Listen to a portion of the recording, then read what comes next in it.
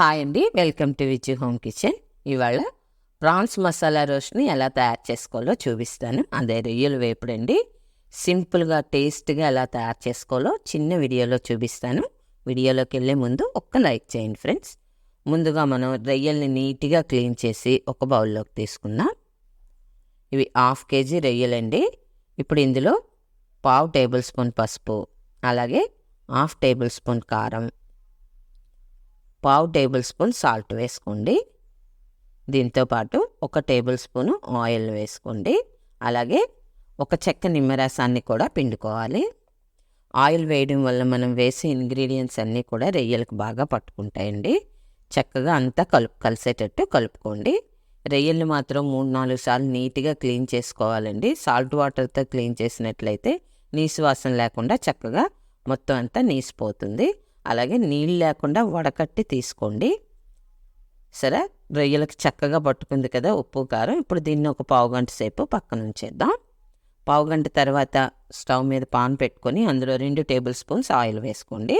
Oil heat అయ్యాక ఒక 2 యాలకులు, ఒక 3 లవంగాలు, 1 ఇంచి దాల్చిన వేసుకొని లైట్గా టోస్ట్ చేసుకోవాలి. ఇలా చేసుకోవడం వల్ల మంచి ఆరోమా వస్తుందండి ఫ్రైకి. చక్కగా ఇలా వేగిన తర్వాత ఒక పెద్ద సైజు ఉల్లిపాయని సన్నగా కట్ చేసి వేసుకోండి. ఉల్లి కూడా మనకి ఎర్రగా వేగిపోవాలి. ఫ్లేమ్ మాత్రం మీడియంలోనే ఉంచుకొని చేయాలండి ప్రాసెస్ అంతా.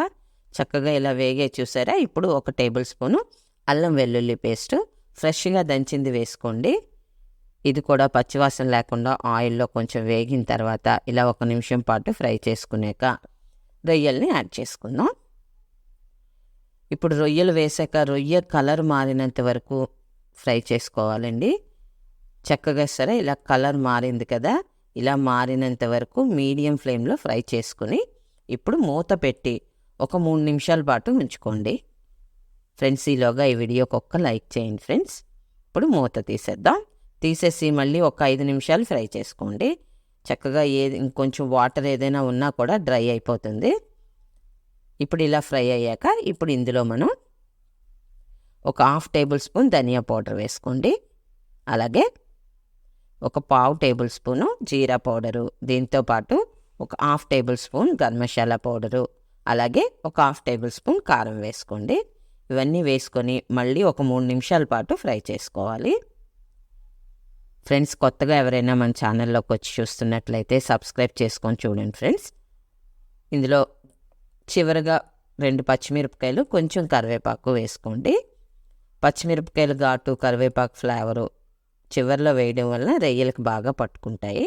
చక్కగా ఇలా కలిపేసుకొని సన్నగా తరిగిన కొత్తిమీర వేసేసుకోండి. వేసుకొని మళ్ళీ ఒక 2 నిమిషాల పాటు ఫ్రై చేసుకోవాలి. మన ఛానల్లో చాలా ఉన్నాయండి ప్రాన్స్తో ఐటమ్స్, ఒక్కసారి వాచ్ చేయండి ఫ్రెండ్స్. మీకు నచ్చినట్లయితే లైక్ చేయడం మర్చిపోకండి. లైక్ చేసి మీ ఫ్రెండ్స్కి, రిలేటివ్స్కి షేర్ చేయండి.